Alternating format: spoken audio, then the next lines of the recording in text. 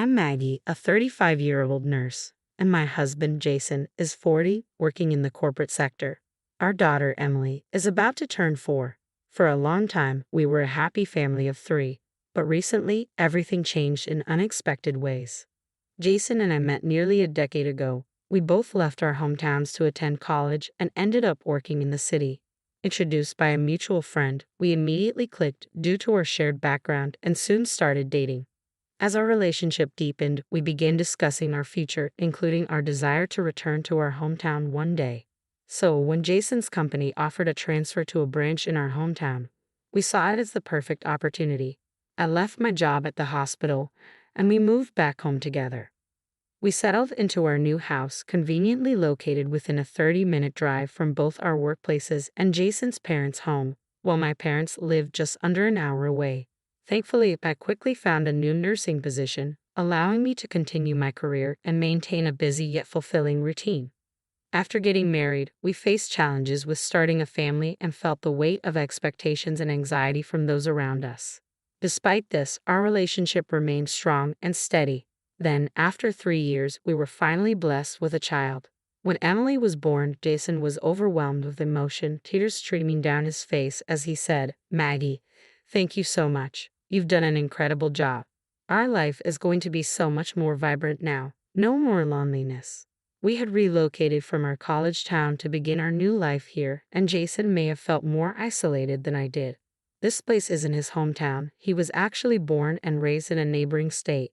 His parents had moved here after he started college, so his childhood home is over 3 hours away, a distance that makes casual visits with old friends difficult.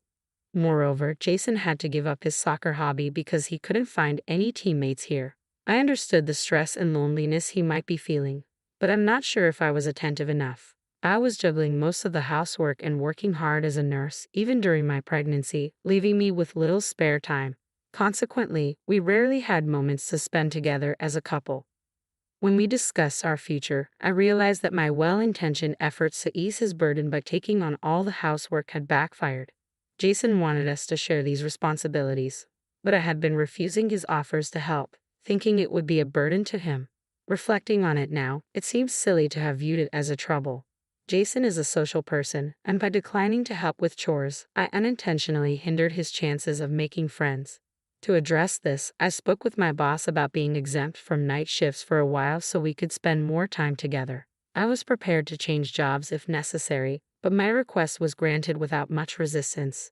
In our rural area, it's expected for women to handle housework and childcare, so mothers with young children are typically not required to work night shifts. Though I'm frustrated by these outdated norms, I try not to let it affect me too much. Jason faced teasing for being a modern dad just for taking Emily to her checkups and vaccinations, but we chose to ignore it. As Emily grew and began reaching new milestones, we celebrated each development together. 4 years passed in what felt like the blink of an eye. However, recently, I've become increasingly concerned. Jason's behavior has grown strange and distant. When I try to talk to him, he either ignores me or responds with short, disinterested answers. His enthusiasm for spending time with Emily has waned as well. He's been taking her to his parents' house more frequently and has stopped playing with her outside near our home. At first, I thought it was just my imagination, but the situation has only worsened. Jason has ceased doing any housework or helping with childcare and has been isolating himself in his room. He's been coming home late during the week and going out aimlessly on weekends. Emily has also become more reserved with him. I'm deeply concerned about the impact this is having on our daughter, but Jason seems unwilling to discuss what's going on. What should I do? This situation is not healthy for Emily, and I'm at a loss for how to address it. After much reflection, I decided to cut back on my working hours to focus more on housework and childcare, hoping that Jason might be too exhausted to contribute. As Emily grew, I gradually increased my hours and even started taking evening shifts. Although I discussed these changes with Jason, our opportunities for meaningful conversations have dwindled, and he might feel overwhelmed by the shift in our routine. I realized I needed to return to the routine of coming home early, enjoying family meals together, and spending quality time with my family, just as we used to. I spoke up and successfully switched back to daytime shifts. I have been putting in extra effort, preparing meals from scratch instead of relying on pre-made options. But despite these changes, Jason's behavior hasn't improved. He doesn't initiate conversations and responds with disinterest when I try to talk to him, often avoiding eye contact. When I ask if he's tired or if something is troubling him, he simply replies, "Nothing in particular." As a result, I've stopped engaging more than necessary.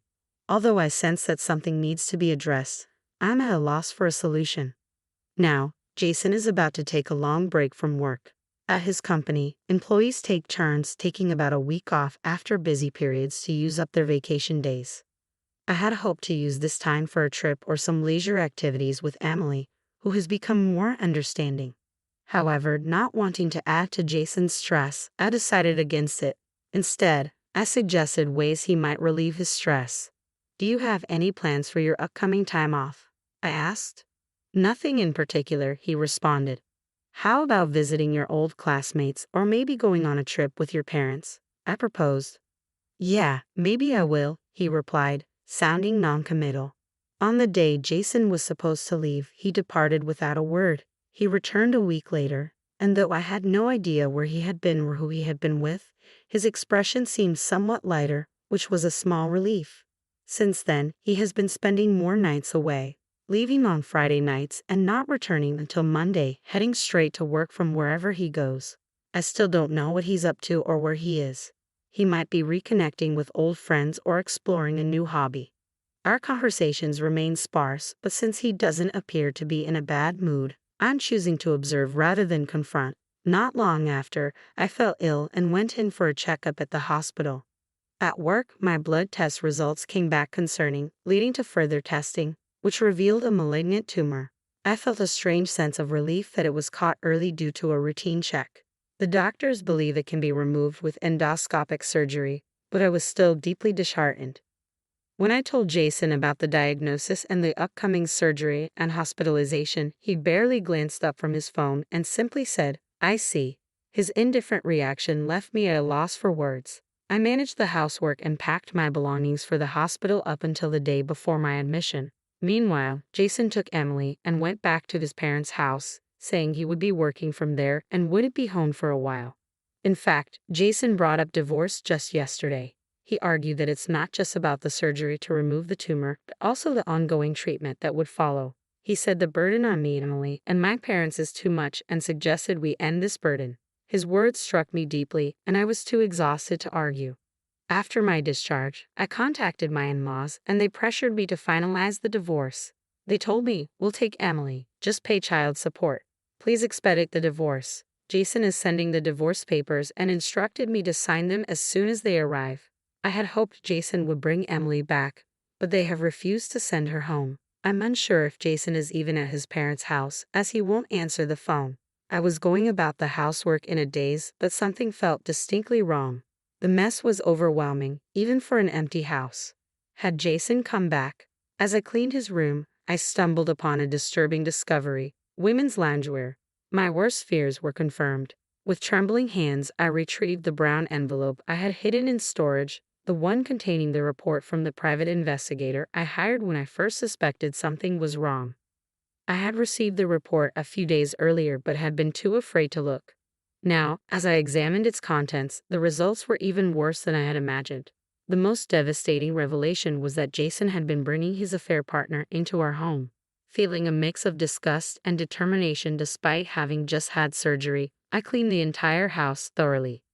Eventually, I returned to work and was assigned to outpatient care, which was less physically demanding. Then one day, a significant incident occurred. Jason was involved in a traffic accident and was brought to the hospital where I worked. His affair partner was also in the ambulance with him. I rushed into the treatment room, my heart pounding. "I'm Jason's wife. Is he here?" I asked, causing a buzz among the staff. They had mistakenly believed that the two brought in were a married couple rather than an affair. "Wait, your husband? Then who was the woman earlier?" "Oh, she left. She had only a minor scratch and went home," they responded, while attending to Jason. "Okay, let's get you out of these clothes." As the nurses worked, Jason suddenly yelled, "Don't look, it's okay." Despite his protests, several nurses restrained him and removed his shirt and undershirt. My breath caught in my throat as I saw a tattoo on his chest. A heart pierced by an arrow with a woman's name. I was stunned, unable to believe what I was seeing. Leaving my husband, who was causing the commotion, I hurried out of the treatment room. I had confirmed that his condition wasn't life-threatening and wanted to avoid any further embarrassment. Jason was hospitalized with a broken clavicle and ribs. I got permission to go home and collect a change of clothes for him. A few hours later, I returned to his hospital room with his belongings, where I found him resting after treatment. My in-laws and daughter were also there. "Mommy, have you been good?" Emily asked. "Yes, I'm getting better," I replied, drawing strength from her concern. I informed my husband and in-laws that I needed to discuss something and asked a colleague to look after Emily. "I've decided to divorce Jason now," I announced. "What?" At a time like this, my mother-in-law protested. "It's better to address it sooner rather than later. I'll handle Emily," I said firmly. "What? Don't be ridiculous. We'll take care of Emily," she insisted. "Let me ask you this. Do you know where Emily likes to go the most? What vegetables she eats well? Her favorite character? You can't answer, can you? You haven't been spending time with her, have you? You've just been leaving everything to your parents, haven't you?" I handed the brown envelope to my father-in-law. As he reviewed its contents, my in-laws went pale but managed to maintain their composure. They must have already known about their son's affair. "I will take custody of our daughter," I declared firmly. "You two will not be involved with her ever again." "You can't just deny us access to her," my mother-in-law argued. "Jason has a tattoo of another woman's name and a heart on his chest. Is that the behavior of a suitable father?" I said, unmoved by their protests. My in-laws, seemingly unaware of the tattoo, were visibly shaken, but I continued without hesitation. I brought up the disarray in the house and the women's loungewear I had found. "It's absolutely unforgivable that he brought his affair partner into our home while I was hospitalized. I held them equally responsible for turning a blind eye to their son's actions and neglecting his daughter. I intend to fight for custody, demand child support, and seek alimony from both Jason and his affair partner," I stated resolutely. "I cannot entrust my daughter to a father who abandons her for an affair." My mother-in-law attempted to defend themselves, probably claiming they had been caring for Emily properly, but I ignored her. "If you want mediation or a court battle, go ahead. But be aware, it might become public knowledge that Jason's affair is the cause." The divorce was soon finalized, and I gained custody of Emily. We relocated to start fresh. It turns out Jason's affair was more complicated than initially known. It was a case of double adultery. He's now being sued for alimony by his affair partner's husband. In our small town, the gossip quickly spread, and Jason has found himself in an uncomfortable position at work. He can't resign due to the ongoing alimony and child support payments. Interestingly, since Jason had no savings, his father extended his retirement, and his mother took on a part-time job to help financially. "Since tomorrow is a day off, let's go out, Emily. Where would you like to go?" I asked. "I want to see the elephants," she replied excitedly. "Then let's head to the zoo and enjoy something delicious on the way back," I suggested. "Yay!" Emily cheered. "My health has improved, and I'm enjoying a peaceful